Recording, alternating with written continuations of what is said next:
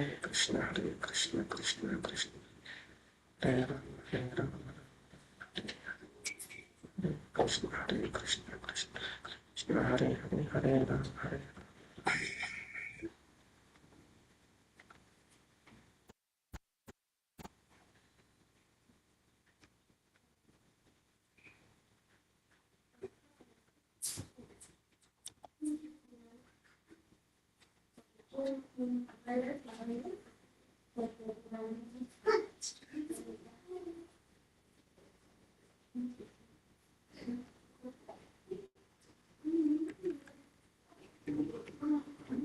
కాబట్టి మనం చూసాము లాస్ట్కి 11వ శ్లోకంలో దుర్యోధనుడు మాట్లాడుతూ వాళ్ళ వైపు చాలా లిమిటెడ్గా ఉంది వాళ్ళ యొక్క సైన్యం, కానీ మన సైన్యం ఏంటంటే చాలా అన్లిమిటెడ్, అపర్యాప్తం అని చెప్పారనమాట.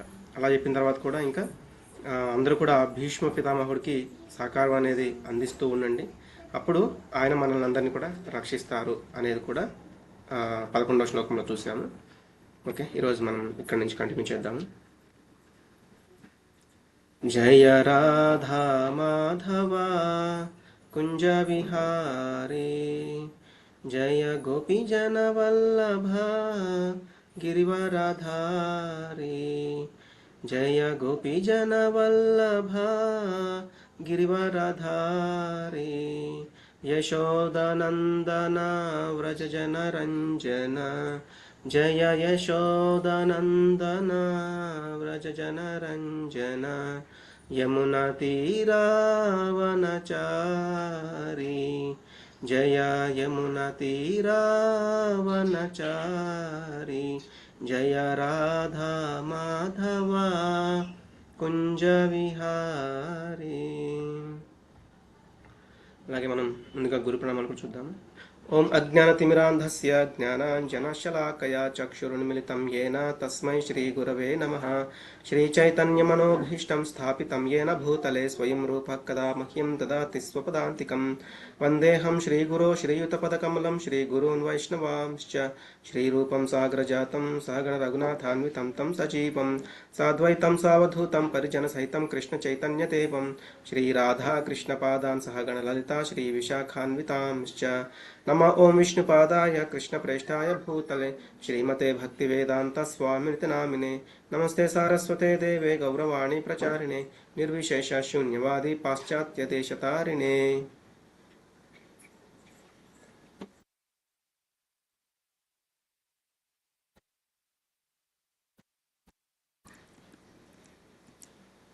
हे कृष्ण करुणा सिंधो दीनबंधो जगत्पते गोपेश गोपिका कांता राधा कांत नमोस्तुते. तप्त कांचन गौरांगी राधे वृंदावनेश्वरी वृषभानुसुते देवी प्रणमामि हरिप्रिये. वाञ्छाकल्पतरुभ्यश्च कृपा सिंधुभ्य एव च पतितानां पावनेभ्यो वैष्णवेभ्यो नमो नमः. जय श्री कृष्ण चैतन्य प्रभु नित्यानंद श्री अद्वैत गदाधर श्रीवासादि गौरभक्तवृंद. हरे कृष्ण कृष्ण कृष्ण हरे हरे हरे राम राम राम हरे हरे.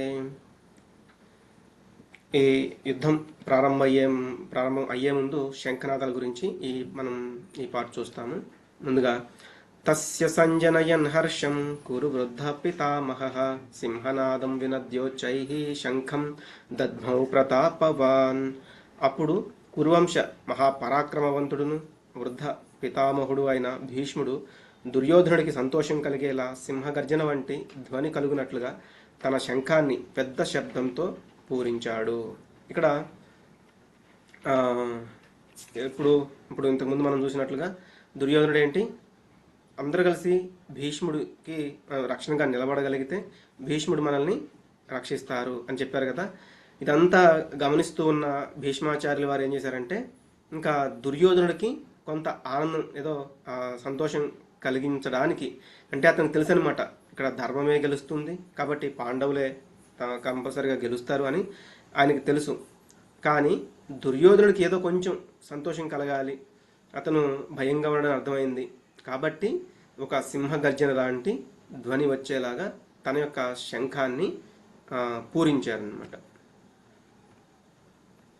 ఓకే, శ్లోకాలు చదవాలనుకున్న వాళ్ళు హ్యాండ్ రైజ్ చేయండి.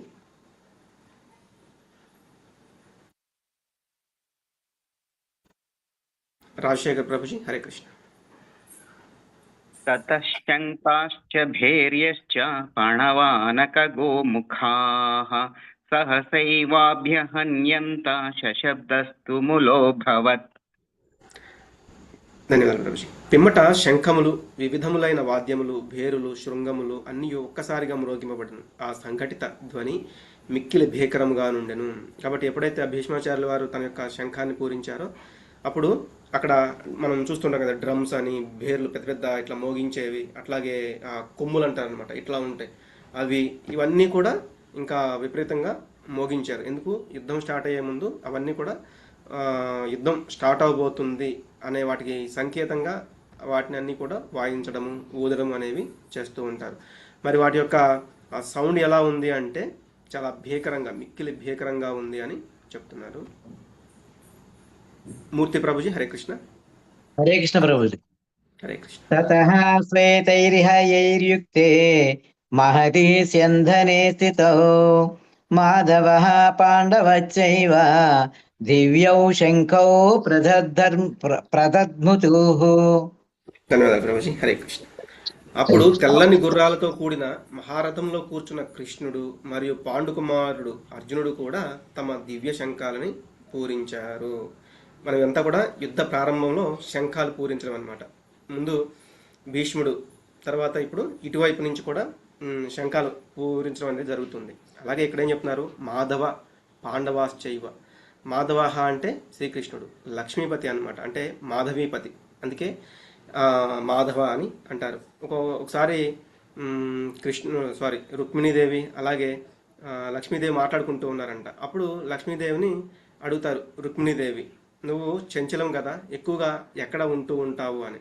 అప్పుడు లక్ష్మీదేవి చెప్తారంట, ఎక్కడ ధర్మం ఉంటుందో, ఎక్కడ గోసేవ అనేది జరుగుతూ ఉంటుందో, ఎక్కడ భార్యాభర్తలు గొడవపడకుండా ఉంటారో, ముఖ్యంగా నారాయణుడు ఎక్కడ ఉంటారో అక్కడ నేను ఉంటాను అని.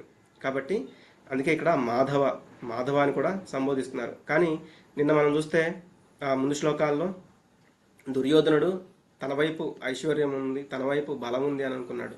కానీ ఇక్కడ ఐశ్వర్యం అంతా కూడా పాండవుల వైపు ఉంది. ఎందుకు?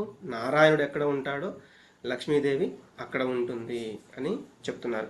అలాగే వాళ్ళ యొక్క రథం ఎలా ఉంది? తెల్లని గుర్రాలతో పూంచబడి ఉంది. అలాగే అది మహారథం. ఆ రథాన్ని ఏంటంటే అగ్నిదేవుడు ఇస్తారు. కాబట్టి అది అన్ని దిక్కుల వైపు కూడా చాలా విపరీతంగా, అంటే ఎట్లా అంటే అట్లా యుద్ధం చేయడానికి అనువుగా ఆ రథం అనేది ఉంటుందన్నమాట. ఆ రథం మీద ఉండి తర్వాత వీళ్ళు కూడా వారి యొక్క శంఖాలు, ఇక్కడ కానీ మనం చూస్తే దివ్యమైన శంఖాలు అంటున్నారు. అవి ఏంటో చూద్దాము. సతీష్ కుమార్ ప్రభుజీ, హరే కృష్ణ. హరే కృష్ణ ప్రభుజీ. పాంచజన్యం హృషికేశో దేవదత్తం ధనంజయః పౌండ్రం తద్మౌ మహాశంఖం భీమకర్మావృకోదరః. ధన్యవాదాలు ప్రభుజీ, హరే కృష్ణ. ఋషికేశుడు పాంచజన్యం అనబడే శంఖాన్ని పూరించాడు. అర్జునుడు దేవదత్తం అనే శంఖాన్ని పూరించాడు. గొప్పగా భుజించేవాడు, అత్యంత కష్టమైన పనులను చేయునట్టి భీముడు పౌండ్రం అనబడే బ్రహ్మాండమైన శంఖాన్ని పూరించాడు. ఇక్కడ ఈ శ్లోకంలో మనం చూస్తే ఋషికేశ అనే పదం వచ్చింది కదా. కృష్ణుణ్ణి ఒక్కొక్క చోట ఒక్కొక్క రకంగా సంబోధిస్తూ ఉంటారనమాట. అవి ఏదో ఆ టైంకి పిలిచినట్లుగా లేకపోతే ఆ టైంకి గుర్తొచ్చినట్లుగా కాదు. ఒక్కొక్క శ్లోకంలో కృష్ణుణ్ణి ఇలా సంబోధించడానికి ఒక కారణం అంటూ ఉంటుంది. ఎందుకు అంటే ఇక్కడ ఋషికేశ అంటే ఆయన మన ఇంద్రియాలు ఏవైతే ఉన్నాయో వాటిని అధిపతి అనమాట వాటికి. కాబట్టి ఈ పాంచజన్యం అనే ఈ శంఖాన్ని పూరిస్తూ ఉన్నాడు. అలాగే అర్జునుడేమో దేవదత్తము అనే ఈ యొక్క శంఖాన్ని పూరిస్తూ ఉన్నాడు. ఇంకా మనము ఏదైతే భీముడి గురించి చెప్పుకోవాలి అంటే బ్రహ్మాండమైన కార్యాలు చేస్తూ ఉంటాడు. అంటే ఇప్పుడు వాళ్ళు ఏదైతే అప్పుడప్పుడు ఆహారం అనేది సంపాదిస్తూ ఉంటారు. ఎందుకు? వాళ్ళు వనాల్లో కూడా చాలా రోజులు జీవించారు. ఎప్పుడైతే ఆ లక్క గృహాన్ని తగలబెట్టిస్తారో అప్పుడు ఏమవుతుందంటే వాళ్ళు ఒక బ్రాహ్మణులాగా ఉంటారు. బ్రాహ్మణులాగా తిరుగుతూ భిక్షాటనకు కూడా వెళ్తారనమాట. అప్పుడు వాళ్ళకి ఏదైతే వస్తుందో వాళ్ళు ఇంటికి తీసుకొచ్చినప్పుడు కుంతిదేవి ఏం చేస్తారంటే చిన్నప్పటి నుంచి కూడా, అంటే అప్పుడనే కాదు చిన్నప్పటి నుంచి కూడా వీళ్ళకి ఏదైతే ఆహారం అనేది ఇవ్వబడుతుందో దాన్ని ఏం చేస్తారంటే 2 పార్ట్లు చేస్తారనమాట. 2 పార్ట్లు చేసి భీముడికి ఒక పార్ట్ ఇచ్చేస్తారు. మిగతా పార్ట్ని కుంతీదేవి అలాగే మిగిలిన 4 పుత్రులు తీసుకుంటారు. అలాగే ద్రౌపదీదేవితో వివాహం జరిగిన తర్వాత కూడా అంతే అనమాట. భీముడికి సగం ఇచ్చేస్తారు, మిగతా సగం వీళ్ళ 6 తీసుకుంటూ ఉంటారనమాట. అలా ఉంటుంది. ఎందుకు? అతను ఎక్కువగా తింటాడు. ఎంత తిన్నా కూడా అతని యొక్క ఆ వృకోదరహ అంటే అతని యొక్క ఉదరం ఏంటంటే చాలా బలమైనది. మనకి ఉండే ఉదరం లాంటివి అతనికి ఇంకా పెద్ద ఉదరం అనేది. అంటే ఒక రకంగా చెప్పాలంటే 2 ఉదరాలు అనమాట. మనం కొన్ని భుజించినప్పుడు అరగవు మనకి తొందరగా, కానీ అతనికి ఎటువంటి దాన్ని తీసుకున్నా కూడా చాలా ఈజీగా అరిగించేసుకుంటాడు అనమాట. కాబట్టి అలాగే అతను ఏమంటున్నాడు మళ్ళీ ఇక్కడ, అత్యంత కష్టమైన పనులు కూడా చేస్తూ ఉంటాడు భీముడు. మనం చూస్తే ఎప్పుడైతే దుర్యోధనుడు ఆ లక్క గృహాన్ని తగలబెట్టిస్తాడో, ఇప్పుడు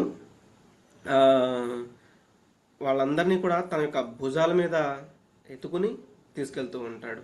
అంటే అంత బలశాలి, అంటే అంత గొప్పమైన పనులు చేస్తూ ఉంటాడు. అలాగే మనం చూస్తాం హిడింబాసురుణ్ణి వధించడము, కీచకుణ్ణి వధించడము, ఇటువంటి ఘనమైన కార్యాలు చేస్తూ ఉంటాడు. కాబట్టి ఇక్కడ ఆయన్ని పౌండ్రం దద్మౌ మహాశంఖం భీమకర్మ వృకోదరహ అని చెప్తున్నారు. ఇంకా మనకి అర్జునుడి గురించి మనం ఆల్రెడీ చూస్తూ ఉన్నాం, వింటూ ఉన్నాము. ఇంకా అర్జునుడి అయితే గొప్ప ధనుర్ధారి. ఇదంతా కూడా ముందు శ్లోకాల్లో మనం ఇంకా కొంచెం చెప్పుకున్నాము. Okay, next Lakshmi Mataji. హరే కృష్ణ. గురుగారు ఒక డౌట్ అడగచ్చా ఇక్కడ? ఓకే ప్రభుజీ, అడగండి ప్రభుజీ. ఇక్కడ యాక్చువల్ గా ఈ పాంచజన్యం శ్రీకృష్ణ భగవానుడు పూరించాడు కదా. యాక్చువల్ గా శ్రీకృష్ణ భగవానుడు యుద్ధం చేయను అని చెప్పాడు కదా. కానీ శ్రీకృష్ణ భగవానుడే స్టార్టింగ్ ఎందుకు పూరించాడు అనేది, అది అంటే నాకు డౌట్. ఓకే ప్రభుజీ, పూరించచ్చు, అది నియమం కరెక్టేనా, సరి అయినదేనా అనేది అంతే. అంటే ఆయన అస్త్రం పట్టణం చెప్పారు, కానీ శంఖం అంటే ఓన్లీ జస్ట్ అది యుద్ధం స్టార్ట్ అవడానికి చెప్తారు ప్రభుజీ. అలాగే యుద్ధం స్టార్ట్ అయ్యే ముందు ఏంటంటే అక్కడ ఉన్న వాళ్ళందరూ కూడా శంఖాలు ఊదుతూ ఉంటారు అనమాట. అంటే వాళ్ళ యొక్క శంఖాలు ప్రభుజీ. కానీ జనరల్ గా ఏంటంటే నియమం ప్రకారము యుద్ధం చేసే వాళ్ళు శంఖాన్ని పూరించాలి కదా. కానీ ఇక్కడ కృష్ణుడు చేయనని చెప్పాడు, అయినా కూడా శంఖాన్ని పూరించాడు కదా. అది నియమం ప్రకారం సరి అయినదేనా అనేది నా డౌట్ అంతే. అదేం లేదు ప్రభుజీ. ఇప్పుడు ఆయన యుద్ధం చేయనన్నారు, కానీ రథం నడుపుతున్నారంటే ఆయన యుద్ధంలో ఒక పార్టే, కానీ ఆయన ఒక అస్త్రం అనేది వాడనని చెప్పారు అంతే. Okay okay okay okay. Lakshmi Mataji. Hare Krishna. Hare Krishna Prabhuji, దండవత్ ప్రణామాలు. అనంత విజయం రాజా కుంతి పుత్రో యుధిష్ఠిరః నకుల సహ దేవస్య సుఘోషం మణిపుష్పకౌ. హరే కృష్ణ ప్రభుజీ. ఇంకా ఉన్నాయి మాతాజీ, కంప్లీట్ చేయండి. కంప్లీట్ చేయాలి ప్రభుజీ, చదివేసేయండి మాతాజీ. మొత్తం చదివాలా? కాస్యస్య పరమేశ్వాసః శిఖండే చ మహారథః దుష్టదుమ్నో విరాటస్య సాత్యకిశ్చ పరాజితః ద్రుపదో ద్రౌపదేయస్య పృథివీపతే సౌభద్రస్య మహాబాహుః శంఖాన్ దద్ముః పృథక్ పృథక్. హరిష్ణ ప్రభుజీ. ధన్యవాదాలు మాతాజీ. హరే కృష్ణ. ఇక్కడ యుధిష్ఠిర మహారాజు అంటే ధర్మరాజు అనంత విజయం అనే శంఖాన్ని పూరించాడు. నకుల సహదేవులు సుఘోష మణిపుష్పకం, అంటే నకులుడేమో సుఘోష, అలాగే సహదేవుడేమో మణిపుష్పకం అనే ఆ శంఖాల్ని పూరించారు. తర్వాత, ఓ రాజా, గొప్ప విరుకాడైన కాశీరాజు, యోధుడైన శిఖండి, దృష్టద్యుమ్నుడు, విరాటుడు, సాత్యకి, ద్రుపదుడు, ఉపపాండవులు, అభిమన్యుడు తమ శంఖాలని పూరించారు. కాబట్టి ఇక్కడ ఏం చెప్తున్నారు, ఒక రకంగా యుద్ధం మొత్తానికి కూడా కారణము ధృతరాష్ట్రుడు. కాబట్టి తన పుత్రుల మీద వ్యామోహంతో వాళ్ళకి ఎదురు చెప్పకుండా చేస్తూ ఉన్నాడు.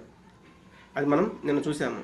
కానీ ఇక్కడ యుధిష్ఠిర మహారాజు అలాగే నకుల సహదేవులు ఎప్పుడైతే యుద్ధం స్టార్ట్ అయిందో ఇంకా వీళ్ళు యుద్ధానికి సన్నద్ధమయ్యారనమాట. ముందైతే యుద్ధం కోరుకోలేదు, కానీ తప్పనిసరి అయింది కాబట్టి అందరూ కూడా వారి యొక్క ఈ శంఖాలను అనేది ఊదడం జరిగింది. ఆఖరికి శిఖండి, మనం శిఖండి సంగతి కూడా అందరికీ తెలిసే ఉంటుంది.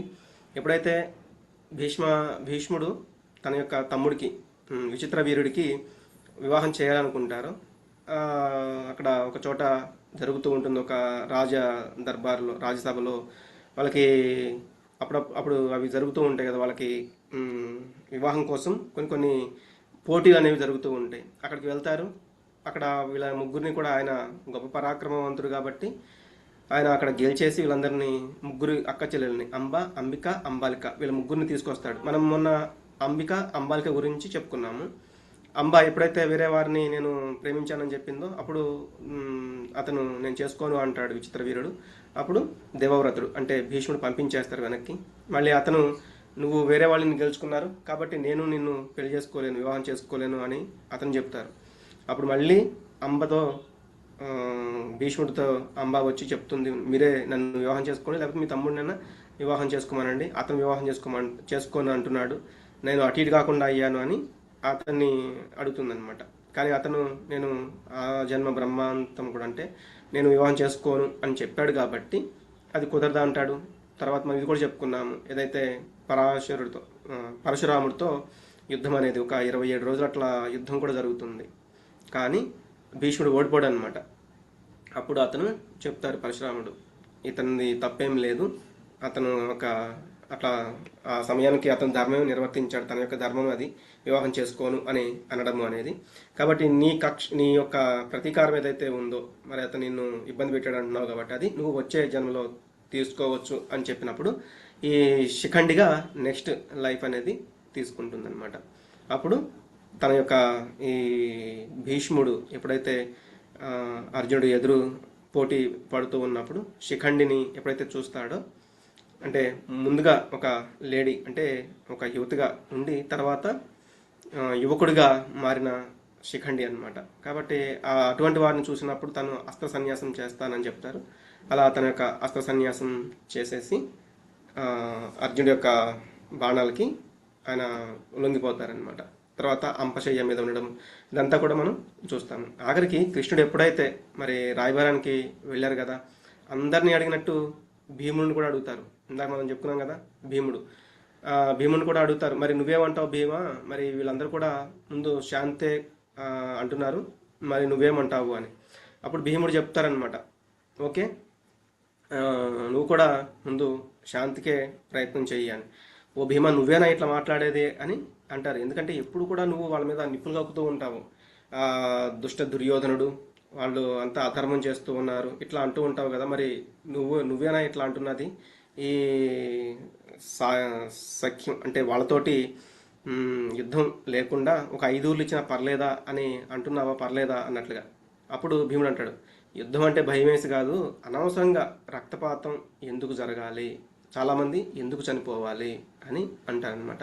మనం ఇందాక చెప్పుకున్నట్లుగానే ఒక భక్తులు అనేవాళ్ళు, ఒక భగవంతుడిని నమ్మేవాళ్ళు, భగవంతుడి పైన విశ్వాసం ఉంచేవాళ్ళు ఈ విధంగా ఆలోచిస్తూ ఉంటారనమాట. అంటే ఇతరులకి ఇబ్బంది కలగకుండా ఎలా మనం ప్రవర్తించాలి అనేది చూస్తూ ఉంటారనమాట. అక్కడికి మళ్ళీ భీముడికి చాలా కోపమే. ఎందుకు ద్రౌపదీ దేవిని అవమానించారు, వివస్త్రం చేయాలని చూశాడు, అలాగే వీళ్ళ యొక్క రాజ్యం మొత్తం కూడా లాక్కోవాలని చూశారు. కానీ ఎప్పుడైతే కృష్ణుడి స్వయంగా రాయబారానికి వెళ్తారంటున్నారో ఈయన ఒక మెట్టు దిగి మరీ చెప్తారనమాట. ఎంత కోపం రగిలిపోతూ ఉన్నా కూడా ముందు మాత్రం దీని యొక్క రాజీకి నువ్వు ప్రయత్నించు అన్నట్లుగా చెప్తారనమాట. ఓకే, ఇంకా చదవని వాళ్ళు ఎవరు లేరా? శ్లోకం చదవాలనుకునే వాళ్ళు, ఇప్పుడు చదవని వాళ్ళు. ప్రభు ఇక్కడ ఇంకొక డౌట్ అడగచ్చా ఇప్పుడు? ఓకే ప్రభు, లాస్ట్ చూద్దాం ప్రభు, లేదంటే సరే ప్రభు. ఓకే ప్రభు, ధన్యవాదాలు ప్రభు. హరే కృష్ణ. ఓకే, సతీష్ కుమార్ ప్రభుజీ మీరు చదవండి శ్లోకం. ఓకే. సగోషోదాత్త రాష్ట్రానాం హృదయాని వ్యచారయేత్ సభశ్చ పృథివీం చైవ తుములోభ్యతినాదయత్.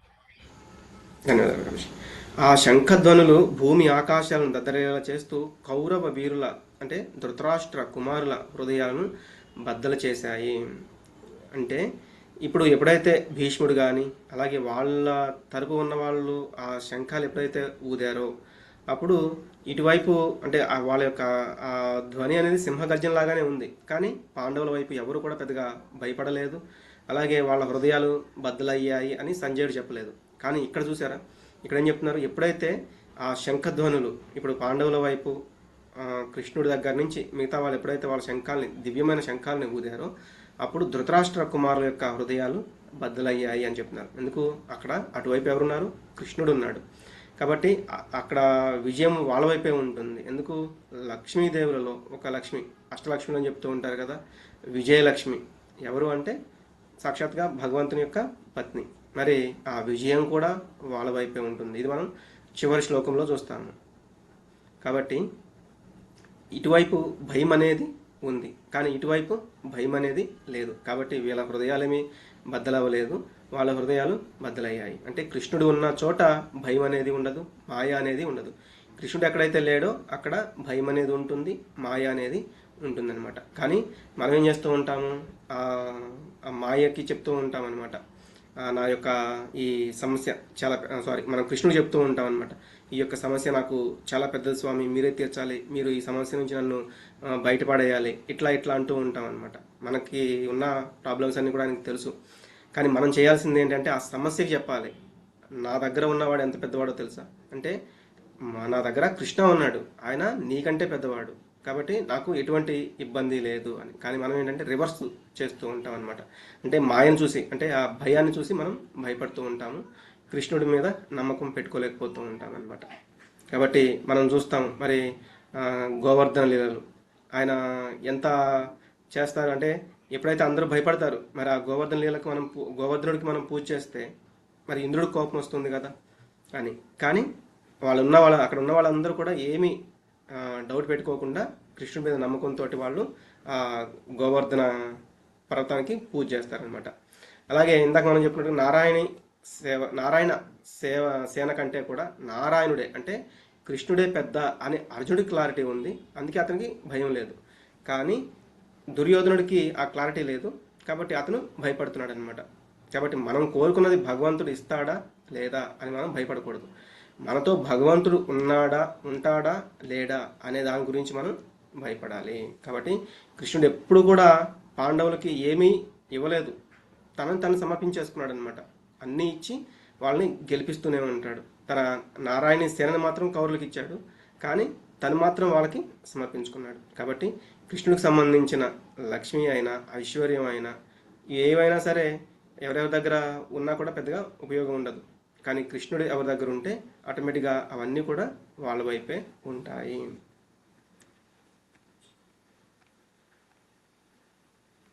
మనం ఇక్కడ కూడా చూస్తాము వాటి గురించి. మూర్తి ఆచార్యులు ప్రభుజీ చదవండి. హరే కృష్ణ. అత వ్యవస్థితాన్ దృష్ట్వా ధార్తరాష్ట్రాన్ కపిధ్వజః ప్రవృత్తే శస్త్ర సంపాతే ధనురుద్యమ్య పాండవాః ఋషికేశం తథా వాక్యం యదమాహ మహీపతే. హరే కృష్ణ. హరే ఓ కృష్ణ. రాజా, అప్పుడు పాండుసుతుడైన అర్జునుడు జెండాపై హనుమంతుని చిహ్నం కలిగిన రథంలో గాంధీవం ఎత్తిపట్టి యుద్ధ సన్నద్ధులై ఉన్న దుర్యోధనాదులను చూసి శ్రీకృష్ణుడితో ఇలా అన్నాడు. కాబట్టి అప్పుడు ఆ అర్జునుడి జెండాపై ఉన్న హనుమంతుడు అనమాట, కపిధ్వజం అంటాం కదా. కాబట్టి ఆ కపిధ్వజం కూడా మనకి దీనికి ఒక చిన్న స్టోరీ కూడా మనకు చెప్తూ ఉంటారు. ఎప్పుడైతే భీముడు ఒకసారి అడవిలో వెళ్తూ ఉంటారో అప్పుడు అక్కడ ఒక కోతి పడుకుని ఉంటుంది, తన యొక్క తోక మాత్రం చాలా దూరం ఉంటుంది అనమాట. భీముడు ఆ తోకని దాటడం ఇష్టం లేక ఆ కోతిని పిలిచి తోకను అడ్డం తీయమంటాడు. నేను ముసలిదాన్ని అయిపోయాను, తీసుకోలేకపోతున్నాను, కాబట్టి నువ్వే ఎలాగోలా దాన్ని తీసి పక్కకు పెట్టి వెళ్ళమంటాడు అనమాట.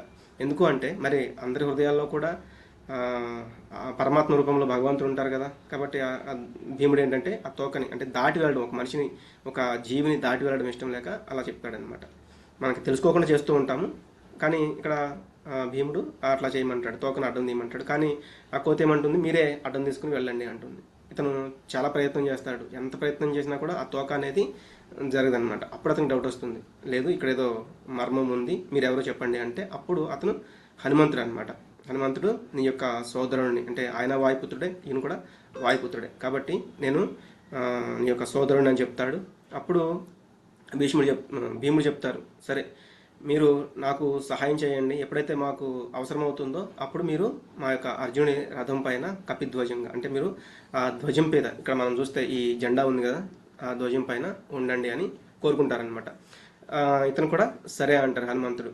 అని అప్పుడు ఎప్పుడైతే ఈ రథం మీద ఉంటారో అప్పుడప్పుడు వీళ్ళు కౌరవులు ఈ యుద్ధరంగంలో ఉన్న వాళ్ళు ఇటు యుద్ధం చేయడానికి వస్తూ ఉన్నప్పుడు ఆయన ఆ జెండా పై నుంచే భీకరంగా పెద్ద పెద్దగా అరుస్తూ ఉంటారనమాట. అప్పుడు ఆ అరుపులు చూసి కొంతమంది చచ్చిపోతారంట, కొంతమంది భయపడి వెనక్కి తిరిగి పారిపోతూ ఉంటారంట. అంత గొప్పగా అంత భీకరంగా ఆయన గర్జిస్తూ ఉంటారంట. అలాగే మనం ఇంకెక్కడ చూడొచ్చు ఈ విజయానికి సంకేతాలు, అంటే పాండవుల వైపు విజయం ఉంది అనే వాటికి కొన్ని సంకేతాలు చూస్తే మనం ఇప్పటివరకు చూసినవి ధర్మస్థలం, కురుక్షేత్రం అనేది ధర్మస్థలం, అది చూసాము. అలాగే పాండవుల వైపు కృష్ణుడు ఉన్నారు, కృష్ణుడి సమక్షంలో వాళ్ళు యుద్ధం చేస్తూ ఉన్నారు. అలాగే దివ్య శంఖాలు ఇందాక మనం చూసాం, పాంచజన్యం, దేవదత్తం, అనంత విజయం, సుఘోష, మణిపుష్పక, ఇటువంటి ఈ దివ్యమైన శంఖాలను వీళ్ళు పూరించారనమాట. అలాగే హనుమంతుడు, ఇంకా మనం చూస్తే వాళ్ళు పూరించినప్పుడు ఎదుటి వాళ్ళ యొక్క హృదయాలు అనేవి బద్దలైపోయాయి అనమాట. అలాగే హనుమంతుడు, అలాగే లక్ష్మీదేవి, అంటే సాక్షాత్గా నారాయణుడు ఎక్కడ ఉంటే లక్ష్మీదేవి అక్కడ ఉంటుంది. అలాగే రథము మనం చెప్పుకున్నాం కదా, ఆ రథం ఏంటంటే అగ్నిదేవుడు ఇచ్చాడు. దీనికి కూడా ఒక స్టోరీ ఉంటుంది.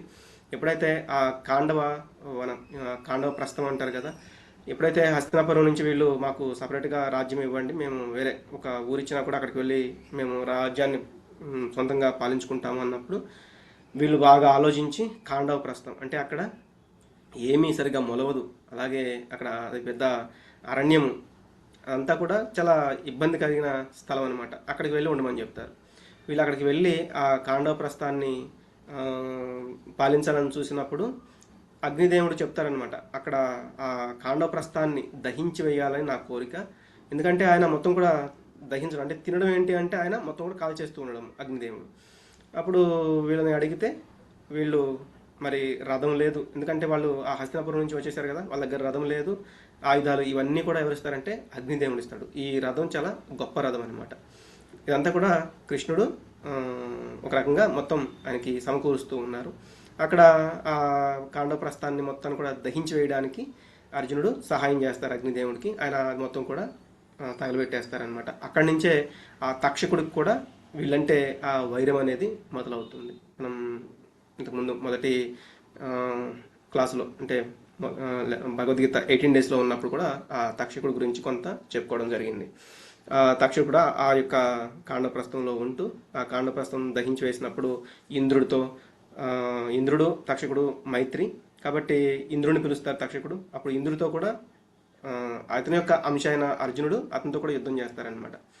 కాబట్టి ఆ యుద్ధాలు చేసి గెలిచినప్పుడు కూడా ఈయనకి చాలా చాలా ఈ అస్త్రాలు అలాగే ఇటువంటి రథాలు ఇవన్నీ కూడా వస్తూ ఉంటాయి.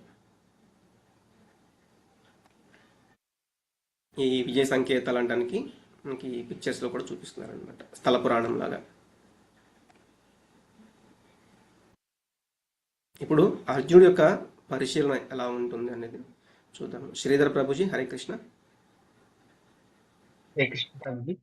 అర్జున ఉవాచ సేనయోరుభయోర్मध्ये రథం స్థాపయామ్యుత యావదేవాన్ నిరీక్షేహం యోద్ధుకామానవస్థితాన్ కైర్మయా సహ యోద్ధవ్యం అస్మిన్ రణసముద్యమే. అర్జునుడు పలికెను, ఓ అచ్యుత, నా రథమును 2 సైన్యాల మధ్యలో నిలుపుము, తద్వారా ఈ మహాయుద్ధ రణరంగంలో నేను ఎవరెవరితో యుద్ధం చేయవలసి ఉన్నదో చూసే అవకాశం కలుగుతుంది అని చెప్తున్నారు. అంటే ఆర్డర్ వేస్తున్నారనమాట. ఎందుకు, ఆయన ఒక రథ సారథిలాగా ఉన్నారు కృష్ణుడు కాబట్టి. ఇంకా ఇక్కడ ఆయన ఏం చెప్తున్నారు, ఓ అచ్యుత. ఇక్కడ అచ్యుత అనే పదం కూడా చాలా ముఖ్యమైనది. ఎప్పుడైతే కృష్ణుడి పేర్లు ఇందాక మనం చెప్పుకున్నాం కదా, వస్తూ ఉన్నప్పుడు వాటికి ఒక ముఖ్యమైన కారణం అనేది ఉంటూ ఉంటుంది. ఓ అచ్యుత అంటే చ్యుతి లేనివాడు. చ్యుతి అంటే ఏంటంటే ఫాలెన్, అంటే మనం చ్యుతి అంటే పడిపోవడం, అంటే ఓడిపోవడము, పడిపోవడము, ఫెయిల్ అవ్వడము, ఇటువంటి అర్థాలు అనేవి వస్తూ ఉంటాయి అన్నమాట. అంటే ఫాలబుల్ అంటారు కదా అట్లా. కానీ కృష్ణుడు ఎప్పుడు కూడా ఫెయిల్ అవ్వరు, అందుకే ఇక్కడ అచ్యుత అంటున్నారు. అంటే ఆయన భక్తులను కాపాడడంలో భగవంతుడు ఎప్పుడు కూడా ఫెయిల్ అవ్వరు. మరి కృష్ణుడు ఇలా ఎవరినైనా కాపాడారా చెప్తారా? మీకు తెలిసిన వాళ్ళ పేర్లు కృష్ణుడు ఎవరెవరిని కాపాడారు? ద్రౌపదీదేవిని. ద్రౌపదీదేవిని, అవును. ఇంకా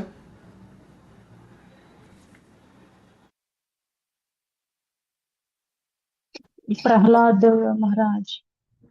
హరి బోల్, ప్రహ్లాద్ మహారాజ్.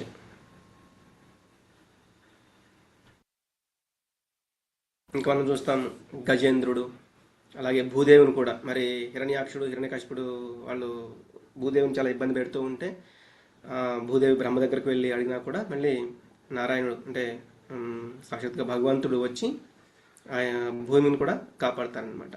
మనం ఇక్కడ చూస్తే ప్రభుజీ అంబరీషుడు, అంబరీషుడు, Ambareesh yes Prabhuji, Haribol main example. ఇట్లా మనము ఇట్లా అంటే భక్తులని కాపాడుతూ ఉంటాడు ఎప్పుడు కూడా, అందులో విఫలం చెందడు అనమాట.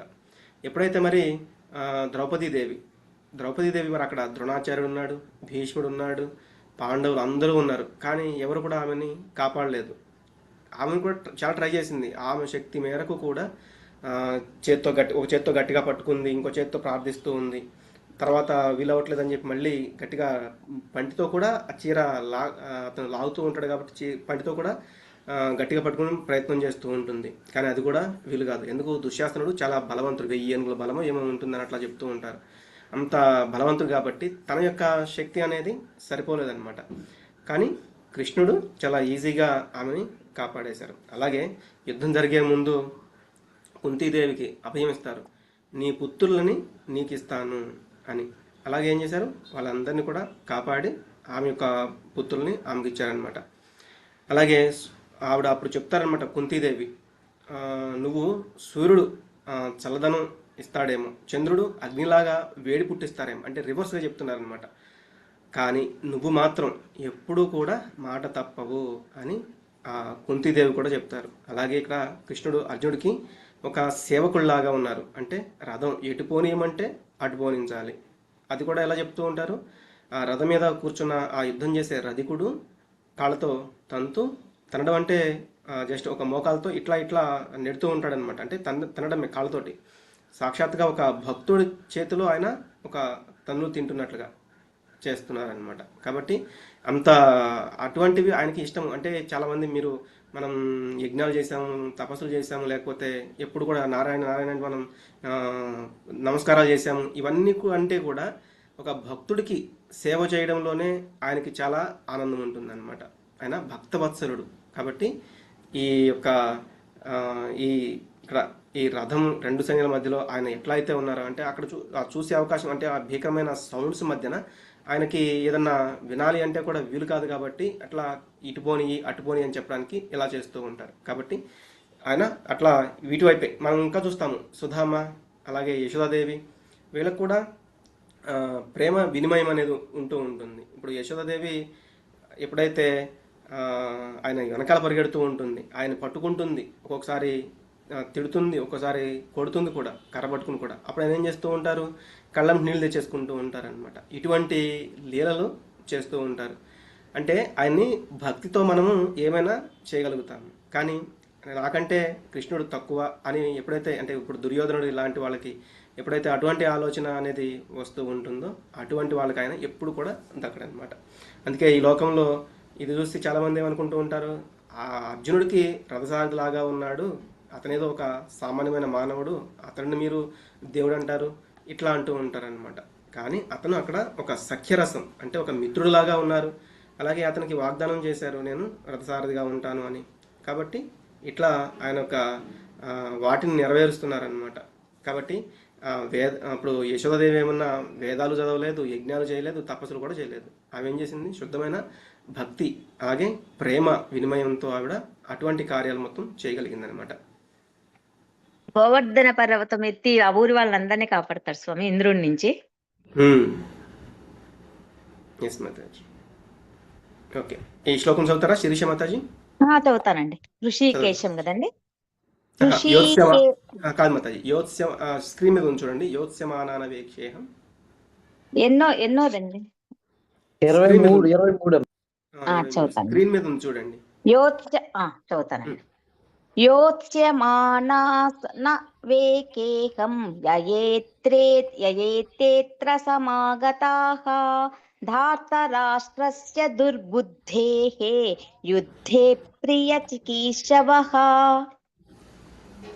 దుర్బుద్ధి గల ధృతరాష్ట్రుని కుమారుని సంతోషపెట్టడం కొరకు అతని పక్షాన యుద్ధానికి వచ్చి ఉన్న అందరినీ ఒకసారి నేను చూడాలనుకుంటున్నాడు. కాబట్టి అర్జునుడికి చాలా క్లారిటీ ఉంది. ధృతరాష్ట్రుని కుమారుడు దుర్యోధనుడు ఎలా ఉన్నాడు? దుర్బుద్ధి కలిగిన వాడు అనమాట. కాబట్టి ఆ ధృతరాష్ట్రుని యొక్క సహాయంతో కొన్ని దుష్టమైన అంటే బ్యాడ్ ప్లాన్స్ అనేవి వేసి పాండవుల యొక్క రాజ్యాన్ని దోచుకున్నాడు, అన్యాయంగా ఆక్రమించాలని చూశాడు. అందరికీ ఇదంతా కూడా ఏంటి? బహిరంగ రహస్యం అనమాట, అందరికీ తెలిసిందే. కాబట్టి అటువంటి వాళ్ళని నేను చూడాలనుకుంటున్నాను అని అన్నాడు కృష్ణుడితో. ఓకే, మంజు మాతాజీ, హరే కృష్ణ. హరే కృష్ణ హరే ప్రభు. కృష్ణ మాతాజీ. మంజు మాతాజీ హరే చదవండి. కృష్ణ ప్రభుజీ. హరే కృష్ణ. ఏవ ముక్తో ఋషికేశో సంజయ్ వాచ్ చెప్పండి. సంజన ఉవాచ ఏవ ముక్తో ఋషికేశో గుడాకేశన భారత సేనాయోరుభయేర్ముఖ్యే స్థాపయిత్వా రథోత్తమం. హరే కృష్ణ మాతాజీ. ఇక్కడ ఏవముక్తో ఋషికేశో, మళ్ళీ ఇక్కడ ఋషికేశ అని చెప్తున్నారు. గుడాకేశేన భారత. గుడాకేశ అంటే గుడాక అంటే నిద్ర, అజ్ఞానం. అజ్ఞానము, నిద్ర అనే వాటిని జయించాడు అర్జునుడు. అటువంటి ఓ భారత అని సంజయుడు పలుకుతున్నారనమాట. వీళ్ళిద్దరూ కూడా సేనయోర్ ఉభయోర్ మధ్య స్థాపయిత్వ రథోత్తమ. ఓ సంజయుడు పలికాడు, ఓ భరతవంశీయుడా అంటే ఎవరిని? ధృతరాష్ట్రుడికి చెప్తున్నారనమాట. అర్జునునిచే ఆ విధంగా సంబోధింపబడిన వాడై శ్రీకృష్ణ భగవానుడు ఉత్తమమైన రథమును ఇరుపక్షపు సేనల నడుమ నిలిపాడు. కాబట్టి ఆ అజ్ఞానాన్ని, నిద్రని జయించిన గుడాకేశుడు. ఎందుకు మనకి నిద్ర అవసరం, అది ఎంతవరకు తీసుకుంటే సరిపోతుందో అంతవరకు మనం తీసుకోవాలన్నమాట. నిద్ర చాలా ముఖ్యమైనది, దాన్ని మనం జయించలేము, కానీ అర్జునుడు జయించగలిగాడు. ఆహారం లేకపోయినా కూడా మనం కొన్ని రోజులు పర్లేదు, కానీ నిద్ర లేకుండా మనం ఉండాలంటే చాలా కష్టం అనమాట.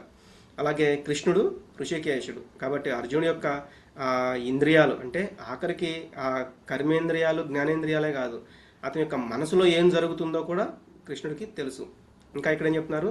స్థాపయిత్వ రథోత్తమం. రథోత్తమం అంటే ఆ రథం ఎవరిచ్చారు? అగ్నిదేవుడు ఇచ్చాడు అనమాట. అందుకే ఉత్తమమైనది అని చెప్తున్నారు. అంటే ఆ అజ్ఞానం అనే దాన్ని జయించిన వాడు అర్జునుడు ఉన్నారు. కాబట్టి ఎందుకు అతని పక్కన ఎప్పుడు కూడా కృష్ణుడు ఉంటారు, కృష్ణుడు యొక్క సహాయం అతనికి ఉంది. మరి కృష్ణుడు ఉన్న చోట అజ్ఞానం అనే దానికి తావే లేదు. కాబట్టి అర్జునుడికి నిజమైన జ్ఞానం అనేది ఉంది. అందుకే మనం 10వ అధ్యాయంలో చూస్తాము, కృష్ణుడు చెప్తారు, అందరూ నా భక్తుల హృదయాల్లో, నా భక్తులు ఎవరైతే ఉన్నారో వారి యొక్క హృదయాల్లో ఉంటూ వారి యొక్క అజ్ఞానాన్ని నేను తొలగించి వేస్తాను అని. కానీ పెద్ద పెద్ద తపస్సులు వీటి చేసే వాళ్ళలో అంటే ఒకవేళ వాళ్ళ భక్తులు కాకపోతే మరి వాళ్ళకి పూర్తి జ్ఞానం అనేది ఉండొచ్చు, ఉండకపోవచ్చు. ఈ అజ్ఞానం అనేది ఒక్కొక్కసారి వాళ్ళకి తొలగిపోవచ్చు. మనం చూస్తాం కదా, సపోజు విశ్వామిత్రుడు ఏం చేశారు? ఆయన గొప్ప జ్ఞాని, క్షత్రియుడు ఫస్ట్, తర్వాత జ్ఞాని. అంటే ఎప్పుడైతే ఆ బ్రహ్మర్షి పదవి కోసం ఆయన గొప్ప తపస్సును చేస్తానికి వెళ్తారో ముందు మేనక వస్తుంది, పతనం చెందుతారు. తర్వాత కోపంతో, క్రోధంతో ఇంకొకరికి ఏదో చేయాలని ఇట్లా ఆయన పతనం చెందుతూ ఉంటారనమాట. కానీ చివరికి సాధిస్తారు. అలాగే దూర్వాసుడు, ఆయన కూడా చూస్తాం కదా, అంబరీషుణ్ణి ఇబ్బంది పెడతారు. అంటే శుద్ధ భక్తుడు అనేవాడు పరదుఃఖ దుఃఖి అంటారు, అంటే ఇతరులని కష్టపెట్టాలని కోరుకోడు. కానీ దూర్వాసుడు గొప్ప మునే అయినా కూడా ఆయన ఏం చేశారు? శుద్ధ భక్తుడిని ఇబ్బంది పెట్టాలని చూశారనమాట. కానీ ఇదే అర్జునుడు, మరి ఆయనకి ఎందుకు ఈ అజ్ఞానం అనేది ఉండదని మనం చెప్పుకోవచ్చు అంటే, అర్జునుడు ఏం చేస్తారు? ఒకసారి ఇంద్రలోకానికి, అంటే ఒక రకంగా చెప్పాలంటే స్వర్గలోకానికి వెళ్తారు. ఎందుకు? ఇంద్రుడు తన తండ్రే కదా, తన యొక్క అంశ ద్వారానే అర్జునుడు జన్మించారు కాబట్టి అక్కడికి వెళ్ళినప్పుడు అక్కడ ఒక అప్సర ఆమె అడుగుతుంది, నేను నిన్ను వివాహం చేసుకుంటాను, లేకపోతే నువ్వు నా యొక్క కోరికను తీర్చు అని. కానీ ఇతను మాత అని సంబోధించేసి దండం పెట్టేస్తాడనమాట, మీరు నాకు తల్లితో సమానమని. అప్పుడు ఆవిడ శపిస్తుంది. తర్వాత అది ఆయన 1 సంవత్సరం అజ్ఞాతవాసం చేయాల్సిన సమయంలో, అంటే ఒక నపుంసకుల్లాగా ఉండమంటుంది. అది అజ్ఞాతవాసం చేసే సమయంలో అది ఆయనకి యూజ్ అవుతుందన్నమాట. ఇట్లా అంటే ఆయన ఏంటంటే ఏది జ్ఞానము ఏది అజ్ఞానం అనేది తెలుసుకుని ఉంటాడు ఆయన. ఎందుకు? ఆయనకి ఇప్పుడు ఒక రకంగా చెప్పాలంటే క్షత్రియుడు, బహుభార్యత్వం అనేది ఆ రోజుల్లో వాళ్ళకి పెద్దగా తప్పేం కాదనమాట. అవసరమైతే ఆయన అక్కడ వివాహం చేసుకోవచ్చు, కానీ ఆయన అది అలా చేయరనమాట. అంటే ఒక ఆయన వెళ్ళిన ప్లేస్ని బట్టి కానీ, అంటే వేరే వాళ్ళలాగా ఆ క్షణిక ఆవేశంలో ఎటువంటి నిర్ణయాలు కూడా తీసుకోకుండా పూర్తి జ్ఞానం అనేది ఆయన కలిగి ఉంటాడనమాట. భవ్య మాతాజీ, హరే కృష్ణ. హరే కృష్ణ ప్రభుజీ. భీష్మద్రోణ ప్రముఖత సర్వేషాం చ మహీక్షితాం ఉవాచ పార్థ పశ్చైతాన్ సమవేతాస్తు కురునితి. ఎస్ మాతాజీ, హరే కృష్ణ. భీష్ముడు, ద్రోణుడు మరియు ఇతర భూపాలకుల సమక్షమున శ్రీకృష్ణుడు, ఓ పార్థ, ఇచ్చట కూడి ఉన్నటువంటి కురువంశీయులందరినీ గాంచుము అని పలికాడు. కాబట్టి ఎప్పుడైతే రథాన్ని నిలపమన్నారు కదా, 2 సేనల మధ్యలోకి తీసుకెళ్ళి కృష్ణుడు అలాగే తీసుకెళ్ళి, ఓ పార్థ, మరి ఇక్కడ ఈ కురువంశీయులందరినీ కూడా ఉన్నారు కదా, చూడు అని ఆయన పలికాడు. అంటే గాంచుము, నువ్వు చూడుము అని చెప్తున్నారనమాట. ఎందుకు ఒక్కొక్కసారి మనం కొన్ని చూడకూడని విషయాలను కానీ చూడకూడని వాటి మనం చూసాము అంటే మనకి ఆటోమేటిక్గా మోహం అనేది వచ్చేస్తుంది అనమాట. కాబట్టి మరి భగవంతుడు భగవద్గీత చెప్పాలి. కాబట్టి ఇది అర్జునుడికి ఒక రకంగా మోహం లేకపోయినా కూడా ఇక్కడ జరుగుతూ ఉంటాయి అటువంటివి. మనకి భగవద్గీత అనేది రావడానికి కూడా ఇది ఒక కారణమైందనమాట. అలాగే ఇక్కడ ఇంకా ఏం చెప్తున్నారు, భీష్ముడు, ద్రోణుడు ఇటువంటి ప్రముఖులు ఉన్నారు. ఎందుకు వాళ్ళ పేర్లు కూడా చెప్తున్నాడు. కాబట్టి ఎప్పుడైతే ఒక తాతగారిని, ఒక గురువుని చూస్తాడో అతనికి కొంత ఆ భావన అనేది వస్తుందని. ఎందుకు, అతని యొక్క మనసు తెలుసు కదా కృష్ణుడికి. కాబట్టి అతను అలా చెప్తున్నాడు అనమాట. ఒక రకంగా చూస్తే ఇక్కడ అజ్ఞానంలో ఏమీ మోహంలో కానీ లేరు, కానీ ఇదంతా కూడా కృష్ణ యొక్క ప్లాన్ అనమాట. ఒక్కొక్కసారి చూడడం వల్ల మనం మాయలో పడిపోతూ ఉంటాం. మనం ఉదాహరణ చూడొచ్చు. మనం ముందు కూడా చెప్పుకున్నాం కదా, అజామిలుడు ఎలా అయితే ఒక వేశ్య ఒక వేరే పరపురుషుడితో సంగమంలో ఉన్నప్పుడు చూసి ఇతను కూడా పతనం చెందిపోతాడు అనమాట. కాబట్టి ఒక్కొక్కసారి మరి మనం అసలు చూడకూడదా అంటే చూడాలి. ఎటువంటివి, భగవంతుని యొక్క శ్రీమూర్తి అంటే ఆ దర్శనాలు మనం ఇటువంటివి చేసుకుంటూ ఉన్నప్పుడు. హరే కృష్ణ, ఒక్క నిమిషం.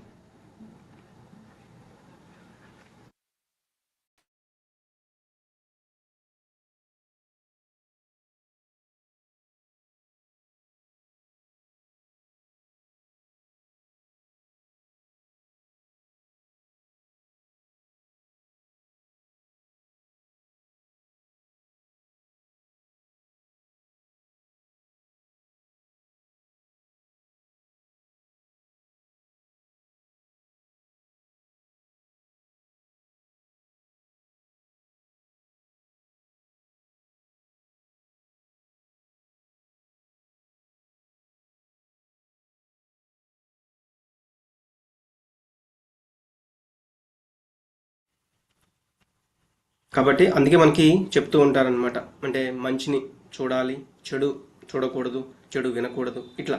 కాబట్టి మనము ఈ అర్జునుడిని ఒక రకంగా ఆ మోహంలో పడవేసే సన్నివేశం అనమాట. అంటే ఆ భీష్ముడు, ద్రోణుడు అలాగే ఇతర భూపాలకుల అటు ఉన్నారు కదా, వాళ్ళని చూడు అంటూ ఇక్కడ చెప్తున్నారు. ఓకే, ఇంకెవరున్నారు హ్యాండ్ రైజ్ చేసి? లక్ష్మీ మాతాజీ, హరే కృష్ణ. హరే కృష్ణ ప్రభుజీ. హరే కృష్ణ. తత్ర పశ్య స్థితాన్ పార్థః పితॄన్ పితామహాన్ ఆచార్యాన్ మాతులాన్ భ్రాతॄన్ పుత్రాన్ పౌత్రాన్ సఖీంస్తథా.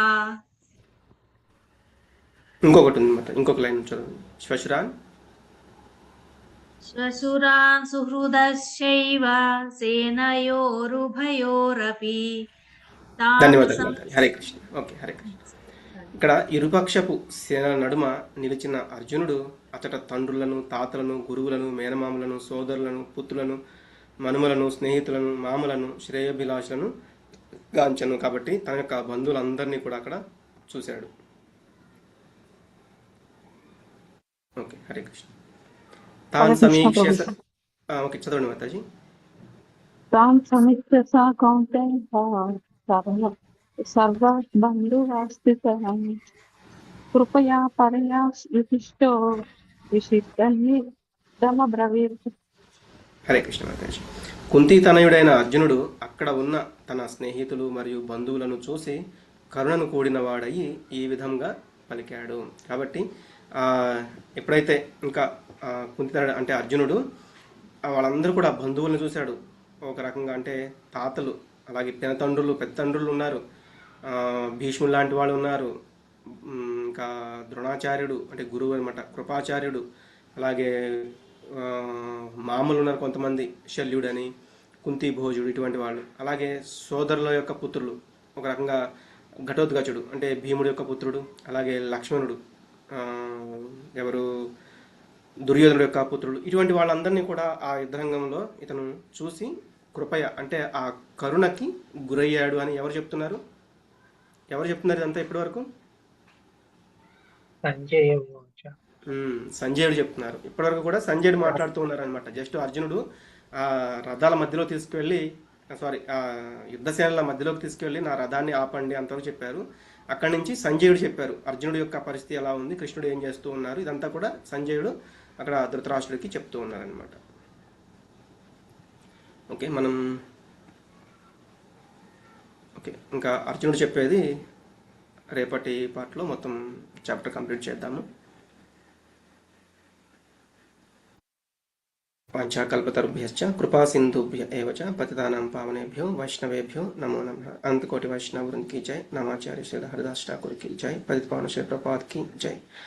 श्रीमद् भागवत गीता भागवत ग्रंथाल की जय. हरे कृष्ण कृष्ण कृष्ण हरे हरे, हरे राम राम राम हरे.